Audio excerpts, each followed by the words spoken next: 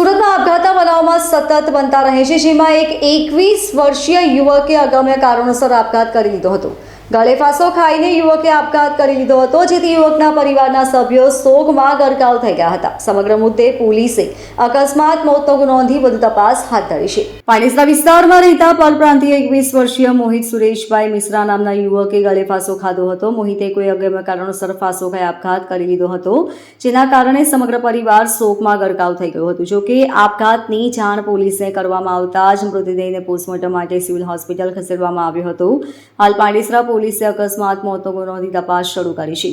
21 વર્ષીય મોહિતના પરિવારજનોએ કહ્યું કે એકદમ મસ્ત જીવન જીવતો હતો. કયા કારણોસર આપઘાત કર્યો હોય એમ સમજાતું નથી. બીજા લોકોને પણ ઉત્સાહ પૂરો પાડનાર મોહિત આમ એકદમ જીવનનો અસ્ત કરી લેશે તે સમજાતું નથી. જોકે હવે પોલીસ તપાસ બાદ કદાચ કારણો સામે આવે તેવી શક્યતા છે. Bureau report LK star news, Surat.